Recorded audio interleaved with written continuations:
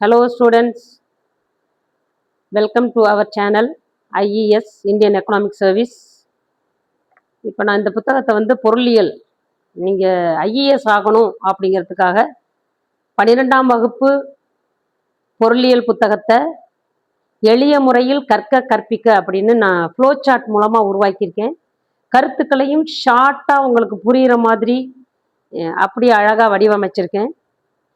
அடுத்து பாடங்களையும் நடத்தணும், யூடியூப் மூலமா நடத்தி உங்களுக்கு நான் போட்டு விட்டுறேன். வருமானத்தினுடைய இலக்கணங்கள் என்னென்னு பார்ப்போம். அடுத்தது அடிப்படை கருத்துக்கள் என்னென்ன, அடுத்தது அளவிடு முறைகள், நாட்டு வருமானத்தை எவ்வாறு அளவிடுறாங்க அப்படிங்கிறத பற்றி பார்ப்போம். இப்போ சாமுவேல்சனுடைய இலக்கணம். ஃபர்ஸ்ட் நம்ம நாட்டு வருமானத்தை ஏன் படிக்கணும் அப்படின்னா, வீட்டு வருமானத்தை தெரிஞ்சிருந்தா வீட்டினுடைய எதிர்கால திட்டத்தை நம்ம போடலாம். அதுபோலதான் நாட்டு வருமானம் தெரிஞ்சிருந்தால் மட்டும்தான் பொருளாதார திட்டங்களை வகுக்க முடியும். சாமுவேல்சன் என்ன சொல்றாருன்னா, பெரிய பொருளாதார பிரச்சனைகள், அதாவது பிரச்சனைகளான வேலை வாய்ப்பு இன்மை, பணவீக்கம், வளர்ச்சி ஆகியவற்றை சமாளிப்பதற்காக தயாரிக்கப்பட்ட தவிர்க்க முடியாத தயாரிப்பே நாட்டு வருமானம் என்னும் கருத்துரு ஆகும் என்று கூறுறார். அடுத்தது சைமன் குவிஸ்னெட் இலக்கணம் எப்படி சொல்றாருன்னா, ஒரு நாட்டின் உற்பத்தி அமைப்பிலிருந்து ஒரு ஆண்டில் இறுதி நுகர்வோரிடம் சென்றடையும் பண்டங்கள் மற்றும் பணிகளின் நிகர உற்பத்தியே நாட்டு வருமானமாகும். இது சைமன் குவிஸ்னெட் அவர்களுடைய இலக்கணம். இது 2-3 தான் இருக்கு, பார்த்துக்கோங்க.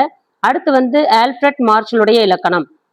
ஒரு நாட்டில் உள்ள உழைப்பும் முதலும் சேர்ந்து அங்கு உள்ள இயற்கை வளங்களை பயன்படுத்தி பண்டங்கள் பணிகளை உற்பத்தி செய்கின்றன. எனவே இதுவே அந்த நாட்டினுடைய இறுதி ஆண்டு வருமானம் நாட்டு வருமானம் அல்லது நாட்டு வருமான ஈவுத்தொகை ஆகும் என்று ஆல்ஃபிரட் மார்ஷல் கூறுறார்.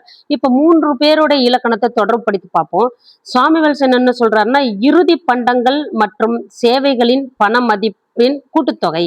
சைமன் குவிஸ்னெட் என்ன சொல்றாருன்னா, இறுதி நுகர்வோருக்கு செல்லும் நிகர உற்பத்தி. ஆல்ஃபிரட் மார்ஷல் என்ன சொல்றாரு, உழைப்பு, மூலதனம், இறுதி இயற்கை வளங்கள் இவையெல்லாம் ஒன்னா சேர்த்து உற்பத்தி செய்யும் பொழுது நிகர மொத்த உற்பத்தி கிடைக்குது. இதுதான் இந்த 3 பேருடைய இலக்கணம் எழுதுறதுக்கு இது ஒரு டிப்ஸ். அடுத்து நம்ம என்ன பார்க்க போறோம்னா, நாட்டு வருமானத்தினுடைய அடிப்படை கருத்துக்கள் என்னென்ன, GDP, GNB, NNP at factor cost, தனி மனித வருமானம், இதெல்லாம் பார்க்க போறோம். இப்போ ஃபர்ஸ்ட் ஜிஎன்பின்னா என்னன்னாக்கா, ஜிடிபி ஒரு நாட்டின் எல்லைக்குள் உற்பத்தி செய்யப்பட்ட ஒரு குறிப்பிட்ட காலத்தில் உற்பத்தி செய்த அனைத்து இறுதிநிலை பண்டங்கள் பணிகளை எல்லாம் சேர்க்கணும். GDP equal to C plus I plus G plus X minus M. நுகர்வு செலவு, முதலீட்டு செலவு, அரசு செலவு, ஏற்றுமதி, இறக்குமதி, இதெல்லாம் சேர்த்தால் நமக்கு கிடைக்கும். அடுத்து பார்த்தாக்க மொத்த, அதாவது ஜிஎன்பி மொத்த தேசிய உற்பத்தி. ஒரு நாட்டை சேர்ந்த குடிமக்கள் உள்நாட்டிலும் வெளிநாடுகளிலும் உற்பத்தி செய்த இறுதி பண்டங்கள் பணிகள் இவையெல்லாம் ஒன்றாக சேர்த்தால் மொத்த மதிப்பு ஆகும். அடுத்தது என்என்பி நிகர தேசிய வருமானம்.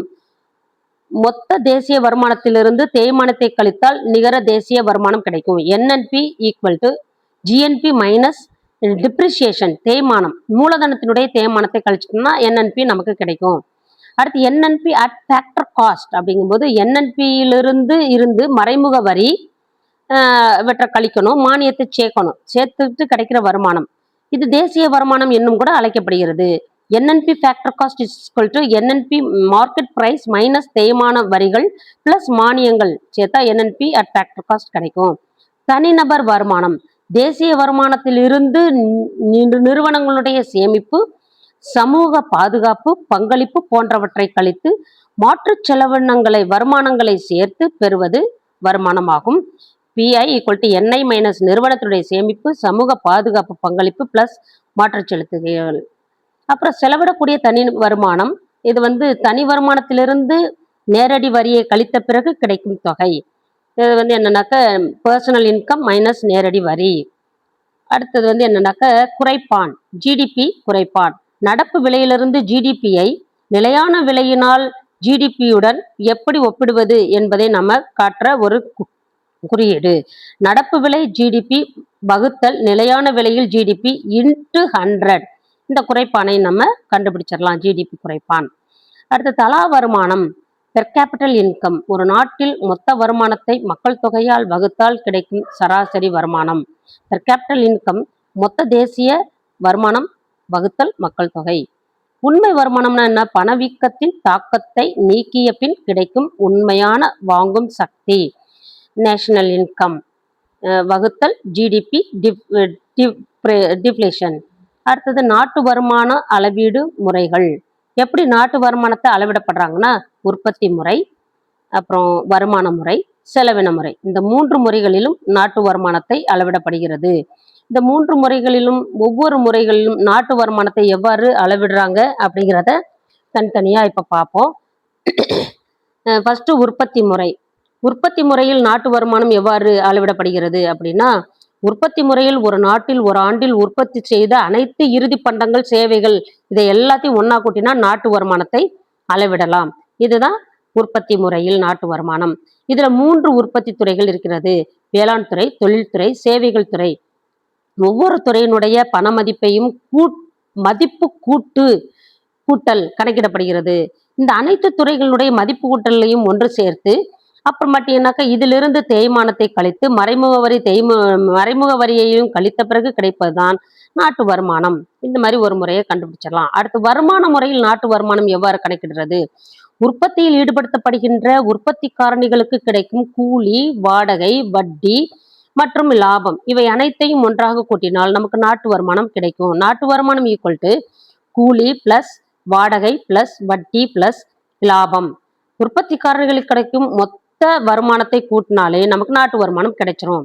அடுத்தது செலவின முறையில் நாட்டு வருமானம் எவ்வாறு கணக்கிடப்படுவது என்றால், நமக்கு செலவின முறையில் ஒரு நாட்டில் குறிப்பிட்ட காலத்தில் உற்பத்தி செய்யப்பட்ட இறுதி பண்டங்கள் மற்றும் சேவைகள் மீது மேற்கொள்ளப்படுகின்ற மொத்த செலவினங்களை கூட்டினால் நமக்கு நாட்டு வருமானம் கிடைக்கும். நாட்டு வருமானம் ஈக்குவல் டு நுகர்வு செலவு, முதலீட்டு செலவு, அரசு செலவு, ஏற்றுமதி மைனஸ் இறக்குமதி. அதுதான் அயல் நாட்டு செலவுன்னு சொல்றோம். y equal to C plus I plus G plus X minus M.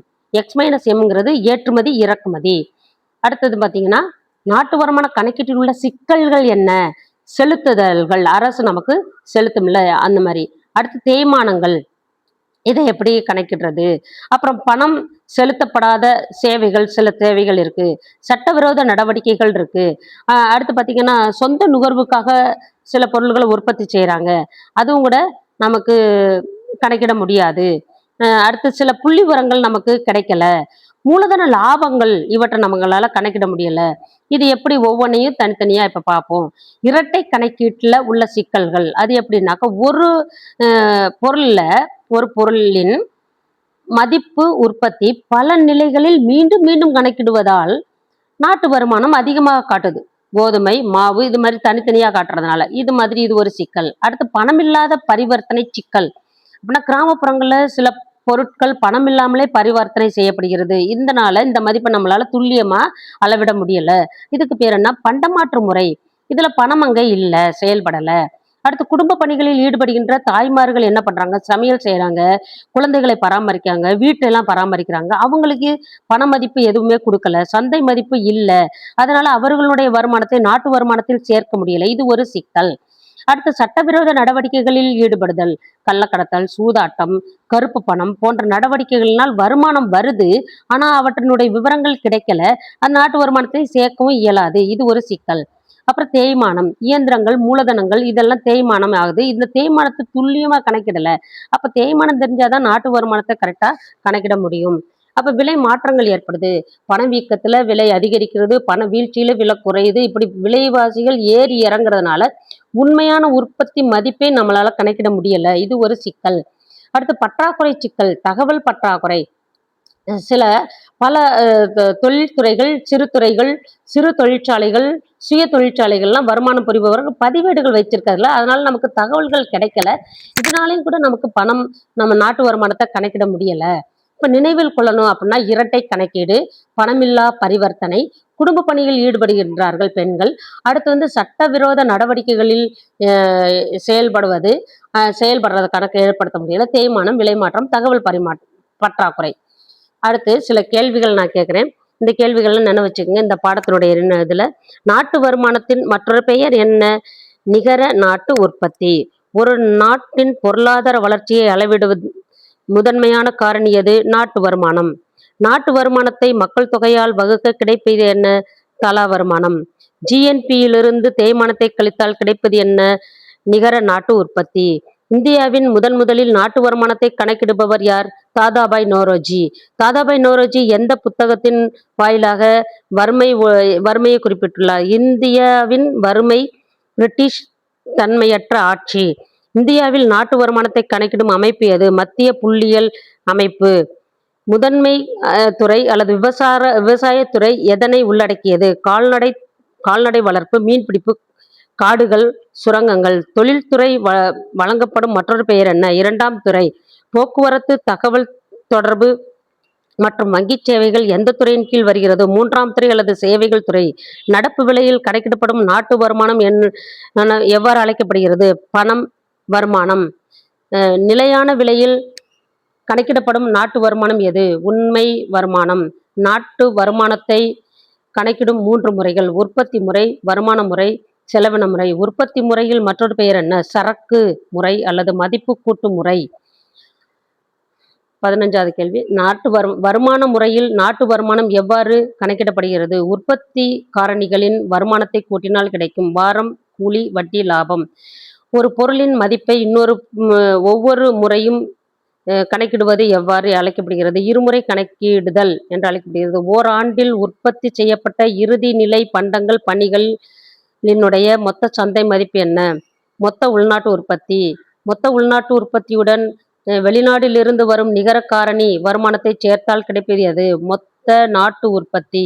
தனிநபர் வருமானத்திலிருந்து நேர்முக வரியை கழித்த பின் எஞ்சியிருப்பது செலவிடத்தக்க தனிநபர் வருமானம். அரசாங்கம் வழங்கும் ஓய்வூதியம், முதியோர் ஓய்வூதியம், இதெல்லாம் உதவித்தொகை எவ்வாறு அழைக்கப்படுகிறது? மாற்றுச் செலுத்துதல்கள். மாற்றுச் செலுத்துதல்கள் நாட்டு வருமானத்தில் சேர்க்கப்படுமா? இல்லை, சேர்க்கப்படாது. கருப்பு பணம் அல்லது சட்டவிரோத நடவடிக்கைகள் மூலம் நாட்டு வருமானம் நாட்டு வருமானத்தில் சேர்க்கப்படுமா? இல்லை. ஒரு நாட்டின் பொருளாதார நலனை அறிய உதவும் சிறந்த குறியீடு எது? உண்மை தலா வருமானம். GNP, NNP ஆகியவற்றிற்கு இடையே உள்ள தொடர்பு தேய்மானம். வேறுபாடு தேய்மானம் நம்ம சொல்லணும். GNP, NNPக்கு இடையில் உள்ளது. அடுத்து இந்தியாவில் தேசிய வருமான குழு எந்த ஆண்டு அமைக்கப்பட்டதுன்னா 1949 PG மொகல் நபீஷ் தலைமையில் அமைக்கப்பட்டது. மாணவிகளே, இந்த கேள்விகள் எல்லாம் நல்லபடியாக படித்து நிறைய மதிப்பெண் பெற வேண்டும். All the best. See you in the next video.